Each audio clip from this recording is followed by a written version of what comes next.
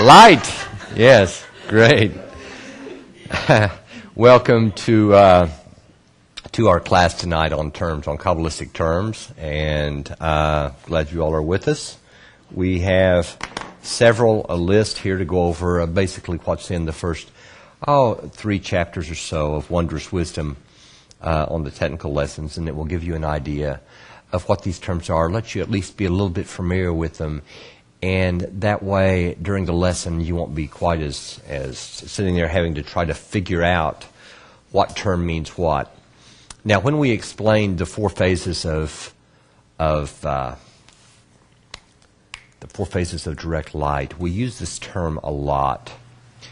First, we have, as you all will remember, we have Behinat Shorish.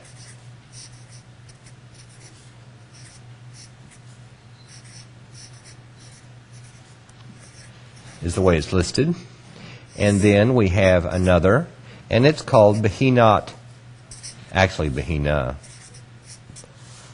And then we have Behina Aleph. We have Behina Bet.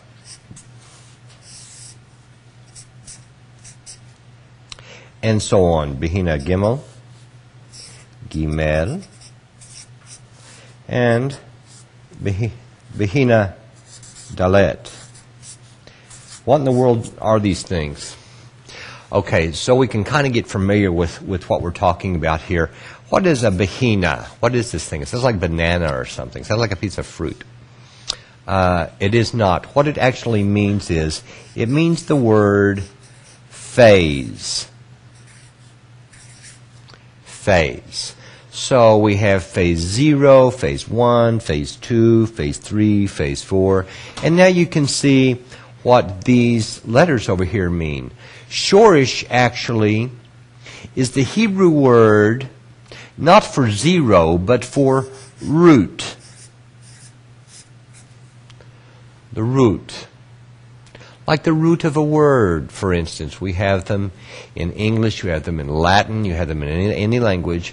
But what it means is where everything came from, and of course that is the initial phase here.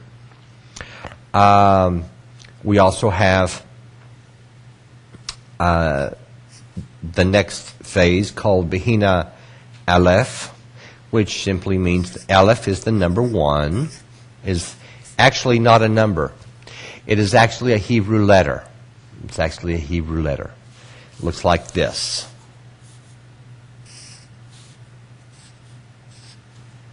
It looks like that. But in Hebrew, the letters are actually assigned a number sequence. For instance, Aleph is 1, and then this next letter, Bet, that looks like this, is assigned the letter 2. Now, sometimes it has a dot inside it. We'll put it there because that dot inside there is called a nekudot. But this is just a letter, and it has the value of 2. This letter has the value of 1. And we can go on and on with this, but then the next phase is Gimel, and the letter looks like this. And it has the numerical value of 3. So we're talking about Behina Aleph.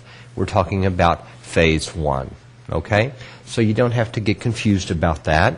The entire process of Kabbalah, of course, is translated into English, but it's written in Hebrew. And that's where it's supposed to be. That's where it's supposed to come from. And then, of course, we have this last phase, and it's called Dalet. And this particular Hebrew word has a numerical value of 4. So, we also, and let's go ahead and continue these on. So we have phase Gimel. You all remember it's a mixed phase of actually receiving, but with the intention to be able to give. And then we have the final phase where it's Behina Dalet, or phase 4. And we also give these things other names too. By the way, what is this thing? Right here. This thing, we call it a desire, but really, what this is, you'll hear all the time, is a vessel. Something that holds something. For instance, this is a vessel. This is what we're talking about, the same kind of thing.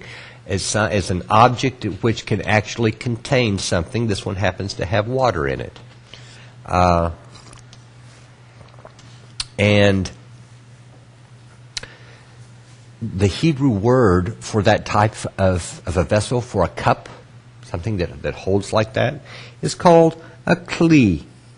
K-L-I. K-L-I. And so you'll start hearing in the writings and things, you will hear the term kli. You'll also hear another term. And I'm going to do it this way. And it's called kelim. Kelim. And what that means is, kelim is more than one kli. It is several, 3 or 4 cups like this. And this is a word that would be used actually in modern Hebrew. But it's, of course, in Kabbalah, it's used to represent the will to receive in a very, very, very important aspect of Kabbalah. So we have this initial phase here, which is the root phase. It is one of the phases, one of the 4 phases of the 4 phases of direct light, or yashar. And by the way, we had that word, and I'm going to bring that in. This is all the 4 phases of direct light. And we'll talk about that for just a minute. So we have this light, you all will remember.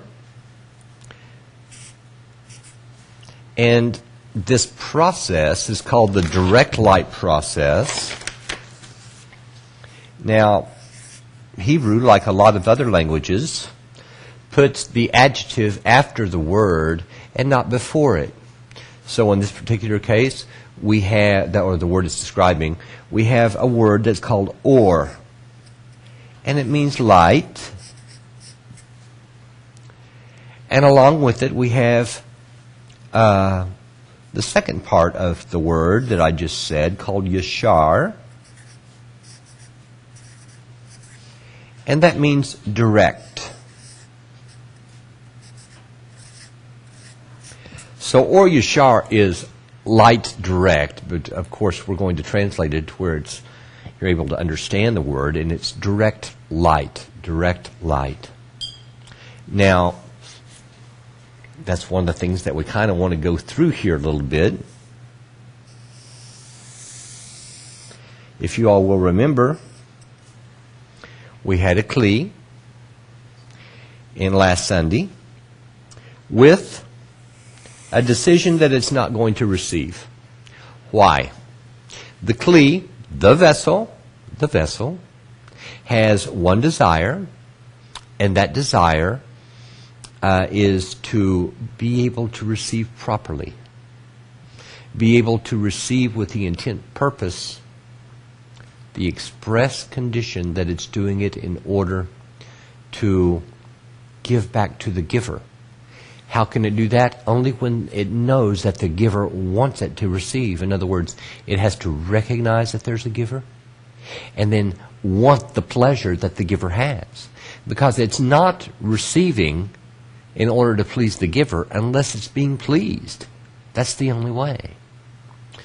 So, what this is, this thing here, in Hebrew it's called a masach. Masach. And you'll hear that raspy sound that I'm emphasizing a little because at the end, in Hebrew there are guttural sounds like Bach. And this word masach is no different. And what it actually means, you can think of it as a screen. A screen. What kind of a screen? A screen over one's senses. For instance, like your eardrum is a kind of a screen. Or your retina is a kind of a screen. That actually, your eardrum doesn't actually allow the sound waves to enter in.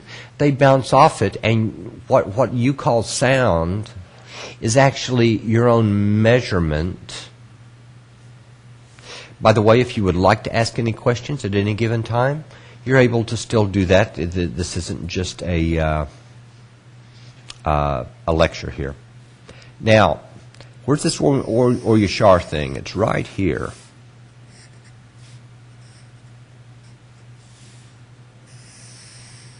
Here's the or Yashar, and you'll remember that means direct light.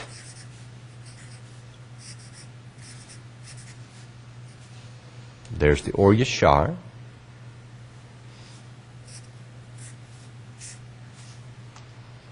And it hits the screen, and it bounces off. It is reflected off of the screen. The screen does not allow it into the vessel, into the kli. So the or Yashar strikes the masach and bounces off of it. Now, why?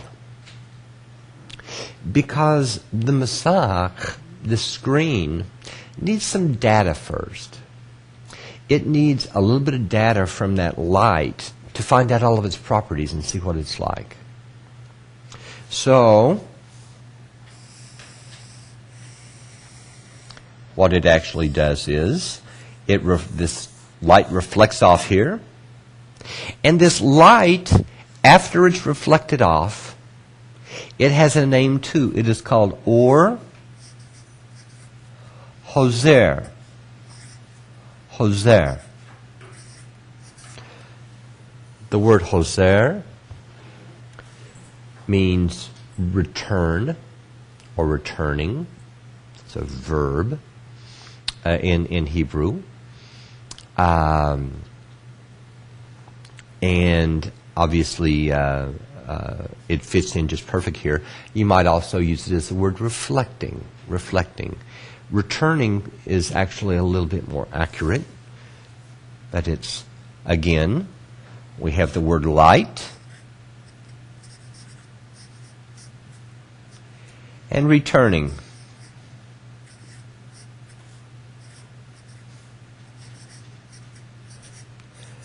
So, or hoser is returning light. Returning light. Okay? Or Yashar, direct light. Or Yashar is direct light. And or hoser is reflected or returning light, like it's being returned back to the Creator. But when it returns, this light actually mixes with part of the screen here, gets some properties from it. And we'll be going over this a lot more in the lesson, but I'm really just trying to get to the Hebrew words.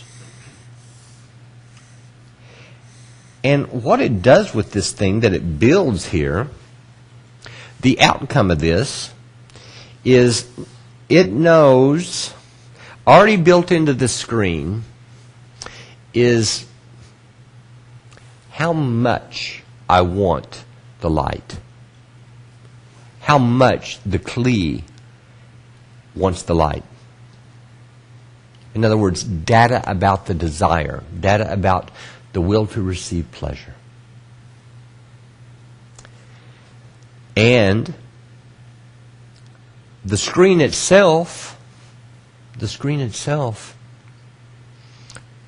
has data within it about how much light it can reject, how much it wants, in other words, to bestow to the Creator. The real thing, how much do I want to give to the Creator? And so it is, with this data in hand, this light strikes it, that how much I want to bestow. I don't want to receive, forget the pleasure in that deal. Now we're talking just about the desire to do what the Creator does, the desire to bestow. What does it do?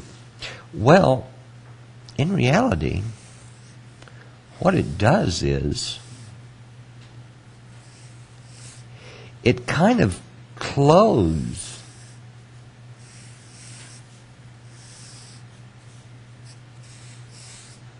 like a tube within a tube.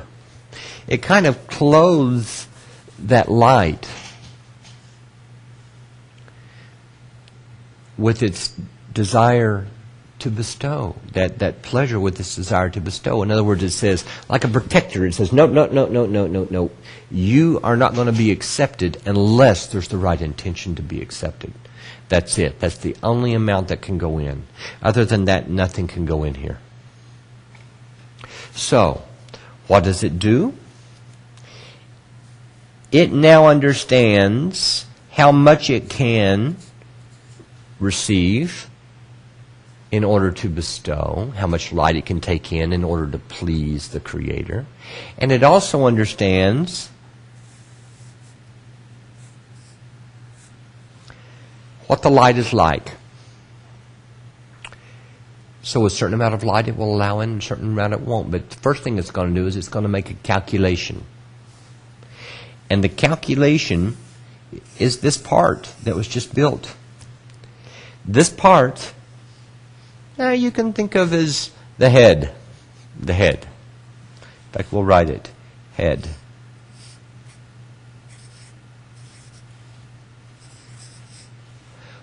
What actually is it?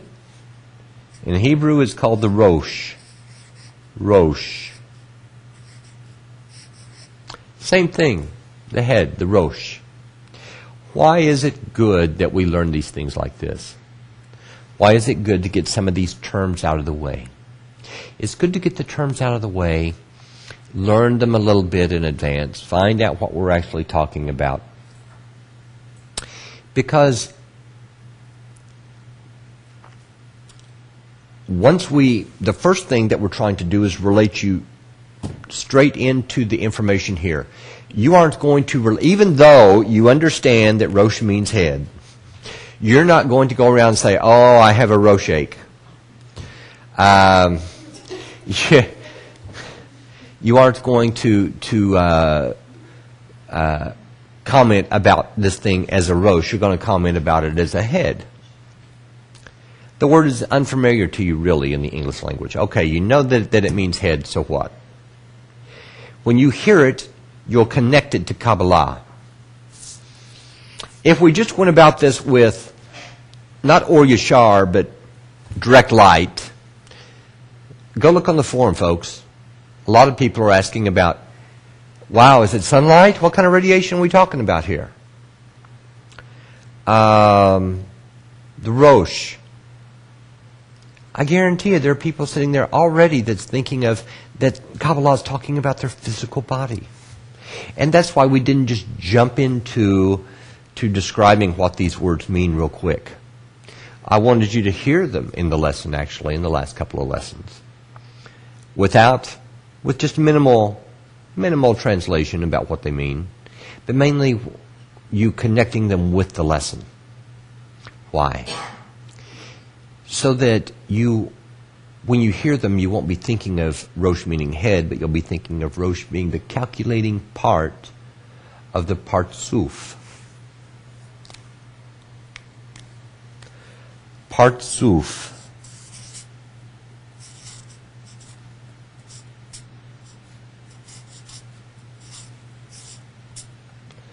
Partsuf.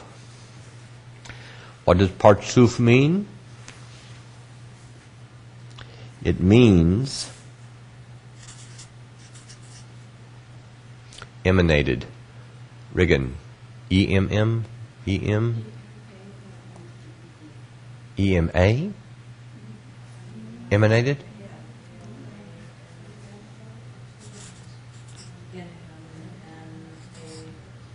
Marlene? Does that look right to you?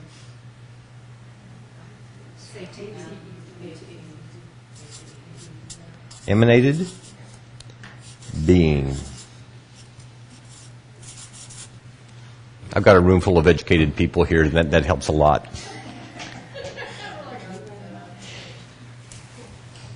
Partsuf is an emanated being. So, you'll find out in a minute why we call it a being, why we call it life. What's the difference between it and here? Because there's got to be a difference. What is this difference? So, let's get back to the Rosh. The Rosh is going to calculate. The Rosh is going to say, okay, here's the calculation now. I want to give all the way up to 20 grams of pleasure. That's it. Here's why. Because if you give me 30 grams of pleasure, I'm going to take the whole blasted thing egoistically. Every bit of it. In fact, if you give me 21 grams of pleasure, I'm going to take it egoistically. So what's it going to do? It's going to say only 20. That's it, period. No more, no less, 20 grams, thank you very much. That I can do for you. So what does it do? It takes in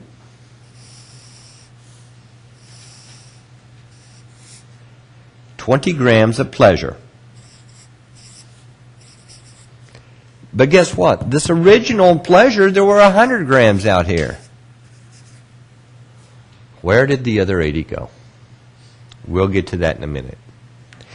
This, the pleasure that the Partsuf, the emanated being, this thing that's alive, takes in is called, or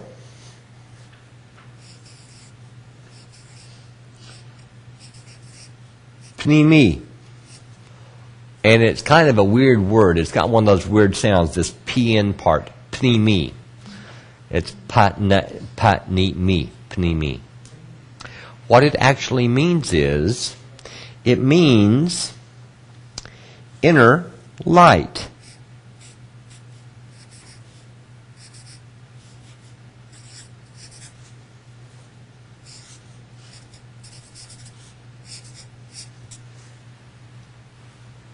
Inner light. Okay? We had that word or over and over again. That's always going to mean light every single time.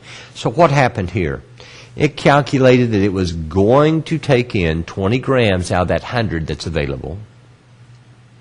Why? Because if it takes in 21 grams, it's going to be taking it in selfish. And it doesn't want to do that. And so it chooses to take in only 100 grams. Only 20 grams. And leave the other 80 grams outside. Now, that makes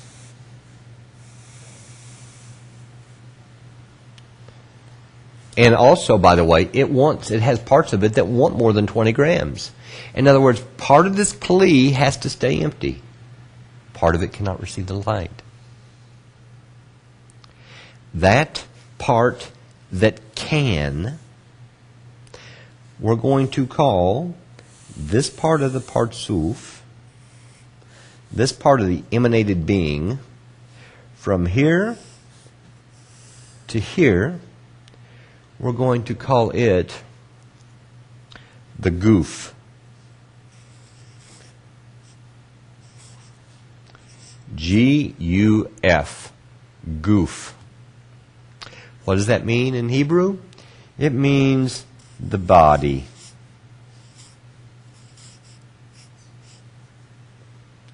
The goof, the body. That's anywhere that light has the potential to go into. In other words, that's the desire. So what is this whole desire here? This whole thing from this thing, the screen, this masach, down to here, is actually nothing more than a huge desire to receive this light. The masach part, the screen part, is the intention part. Now, like I said, we're only able to get in 20 grams in here. So we got to divide this into two sections. This goof, this body, it has one part that is the talk, Think of it as the upper part of the body, the toch. And then we had the sof, or the lower part of the body. So you can think of this as the upper body, and this is the lower body.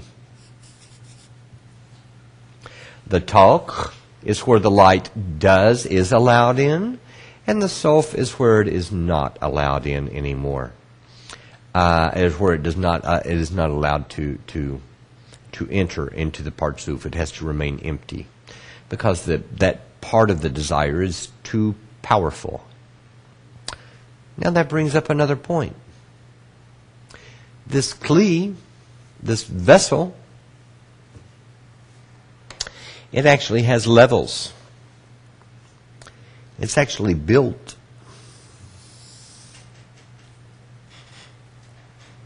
like this.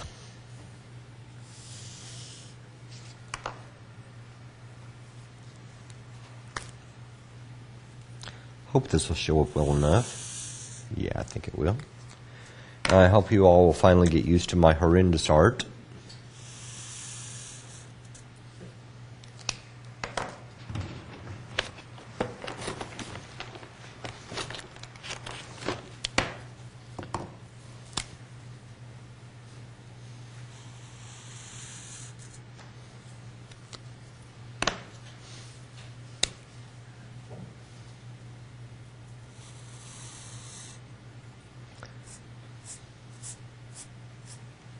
So, here's the weird part. What in the world are all of these different levels? Because they have to be for something. They can't be for nothing. We have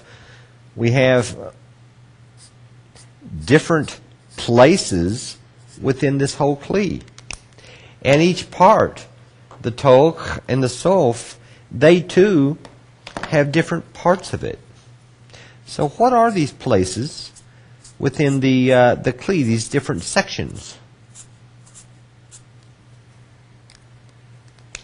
And then we have the top section.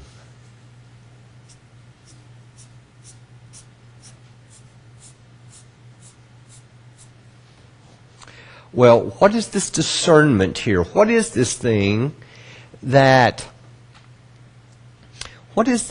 here that's causing these little bitty separations?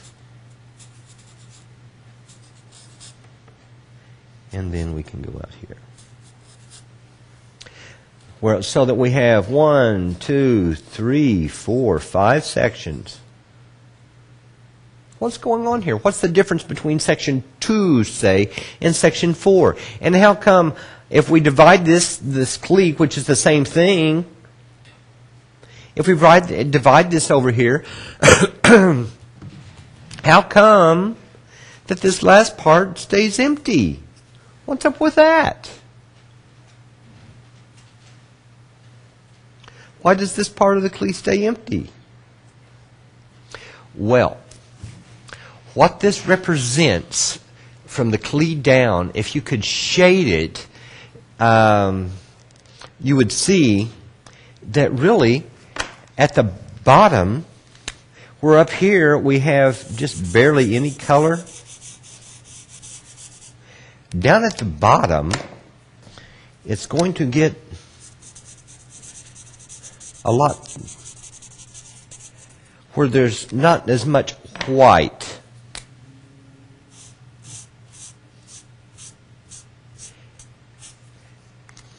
In other words, as we increase up to the top, you see a lot more white. Why did I do it that way? Because this thing, it's almost like if you've ever seen oil go into water, the oil sits on the top of the water. Yes? Well, let's imagine it backward. Let's imagine it that the heaviest part, I doubt Karo syrup would it? It'd go to the bottom, wouldn't it, in water? Yeah. If you poured Karo syrup in here, then the Karo syrup would be down here, real thick, and the water would still be water up here at the top, but they probably wouldn't blend together, would they? They'd, stay separate. Yeah.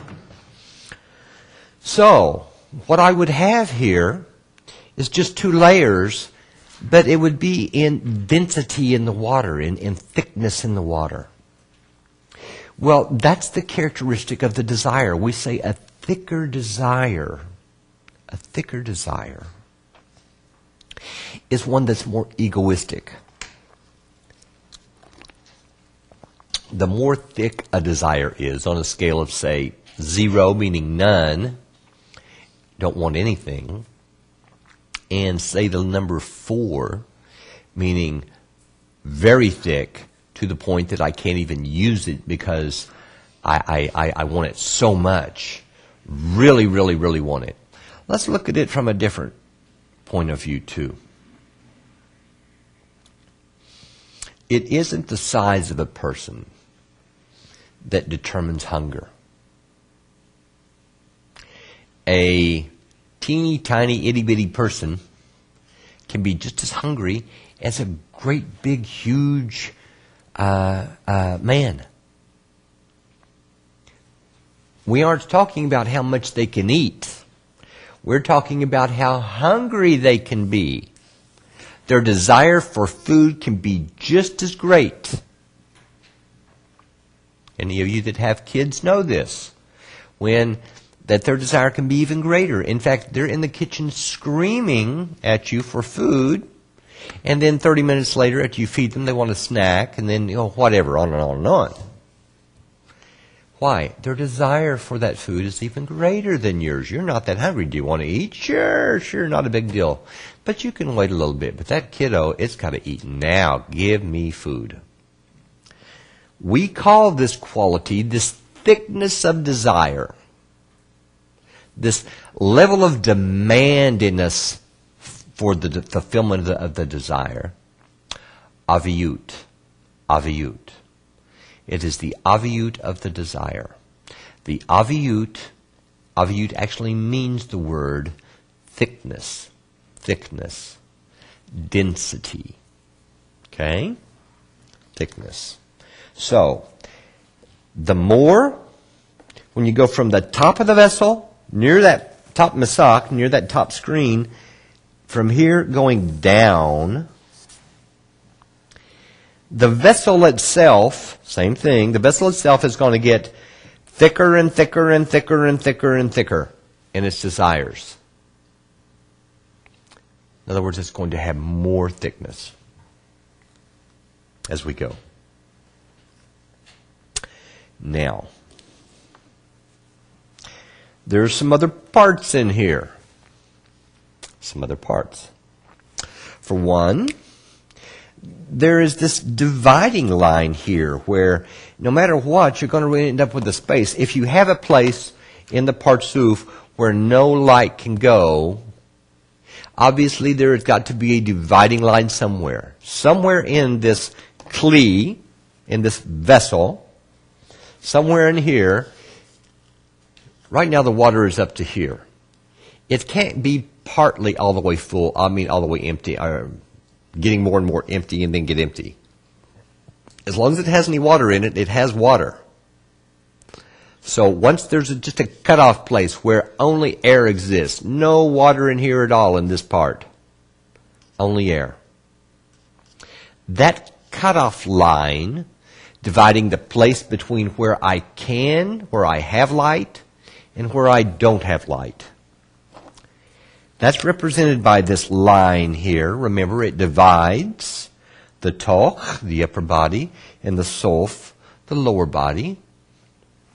And it is called tabur. Tabur. By the way, so you get an idea of these new words, these new Hebrew words you're using, almost without exception. The emphasis is usually upon either the last syllable or the second to the last syllable. Just almost always. Almost always. So, we have this line called the tabur, but we also know that it is divided into sections. And those sections are from something called aviut, the masach, from the will to receive. But guess what? So is the masach. It has aviut too. But it's a little bit different. And we're going to go over its name next time. It's still a desire. But what is it? It's actually a determination. It is its strength that it has. And it's how much it will resist receiving unless it can bestow. To what level? Maria from Venezuela asks, hi Maria, aviut equal coarseness? Yes, you can think of coarseness too. By the way, that's not a bad way to do it either. That's not bad at all. Because sometimes the students know a lot more than the teacher. Because you could think of it like where it's just almost, and then slowly but surely as you get up in here, it starts getting less and less and less.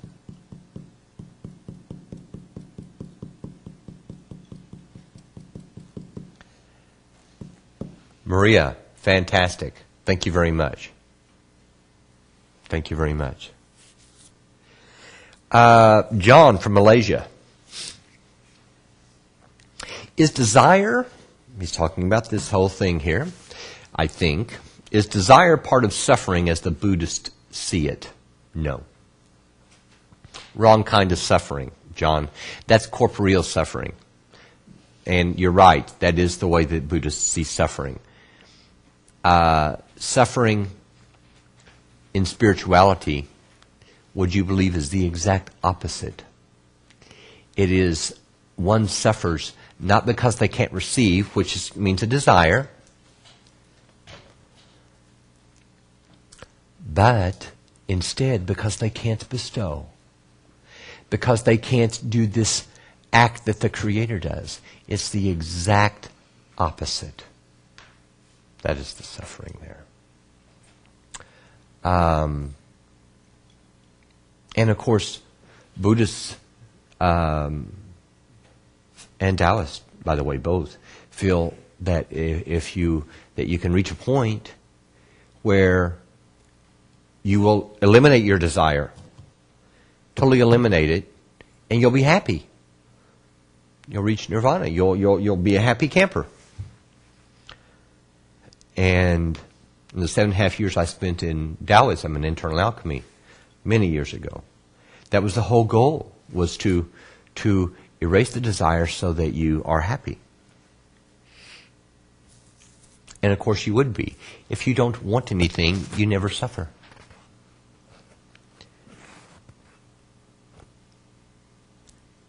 But what is the goal here? Why is it different? What separates Kabbalah? Because it has nothing to do with whether you suffer or not, John. The whole point is I want to have a huge, giant, massive desire. Biggest one you can think of. Something just room to room. Full will to receive. Wanting everything. Why? Because the more that I can want, the more pleasure that I want, the more capability I have to please the Creator. By receiving that pleasure in that vessel, if I just have a teeny weeny tiny kli, a teeny weeny vessel, I'm not going to be able to please the Creator except for this much. But if I have a vessel, in other words, feel pleasure, this much pleasure instead of this much pleasure, I please the Creator this much instead of this much. Geraldo from Rio de Janeiro, from Rio. Hi, Geraldo. You didn't name what means tabor. Let's get that done. Tabor actually means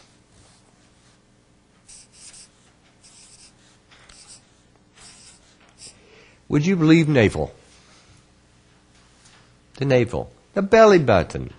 Actually, it's the waistline, and it's the line around the middle part of your body where the belly button is. Where mine is, it happens to take a lot to go around it. But for others, it's rather smaller. But the navel is simply used to discern between the areas that the light can go into the partsuf and where the light cannot go into the partsuf.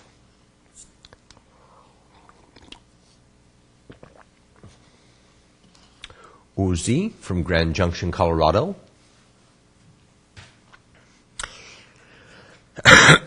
Is the thickness of our desires restricted by the masach in some way?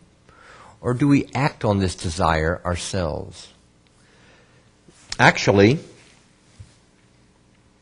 we only feel a teeny weeny tiny itty bitty part of our will to receive.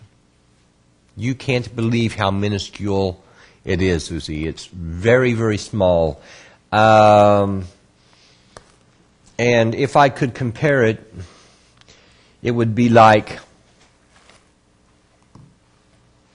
if my entire will to receive were as big as, say, a house, it would be like a grain of sand sitting in the house. Now, actually, it's bigger than that. But that at least gives us an idea. It's actually even larger. I need a bigger space. What's up with that? Why? Why is that the case, right? We're concealed from our will to receive. Until one enters spirituality, one has no clue of the will to receive. What does this grain of sand inside the house represent? It represents all of the corporeal desires. By every single person, all the desire to receive here in corporeality. That's it. A spark. Nothing more. There literally is virtually nothing here. Why? The will to receive, the pleasure we're talking about here, is not corporeal. It is not corporeal. It is spiritual. And the will to receive in spirituality is infinitely larger than here. And you have infinitely more ability to receive pleasure there than you do here. Here's a good question. What is the meaning of Kabbalah? Good question. The word Kabbalah. It actually means reception. But let's look at it just a little bit different. Let's look at this thing. What is desire, by the way? Kli. A kli is a vessel. But this thing's a desire. What's a desire called? A desire is actually ratzon. Ratzon. Ratzon. Ratzon. That's a desire. And receiving, to receive, the infinitive is le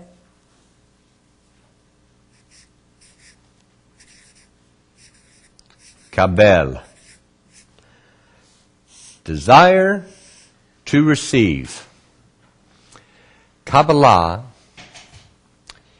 is the process of how to actually receive, something correctly and in a manner to where you are going to need it in order to receive in that great, big, huge, massive kli we talked about, not this little sand pebble called corporeality. Here, they're all free. Take whatever you want. It doesn't matter. It's egoistic or not. It's just a spark of a spark here anyway.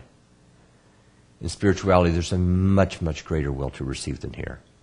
And the things that we think are so important here in corporeality, all of our petty things that we worry about and we get concerned about, we're just sure that they're just incredibly important because they make us feel good or feel bad.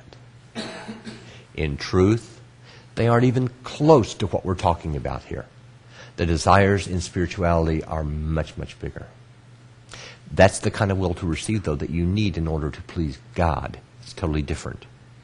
And the process that enables me to be able to do that without egoism is called Kabbalah. I know you have more questions. It's 6:45. We're going to cut it off here. We will be doing, 6:15, pardon me. We have a lesson in 45 minutes. Yep, 6:15. We have a lesson in 45 minutes. Save your questions. I'll be back. I'll be back in 45 minutes. We just need to prepare for the lesson to start at 7. And we'll be going over more of this and more of this process. And these questions, by the way, folks, you're starting to really ask some really good questions that pertain strictly to Kabbalah, and I'm very proud of all of you. So please keep that up. And we have 3 more questions. Ask them in the lesson, and we will see you there in 45 minutes. Until then, see ya.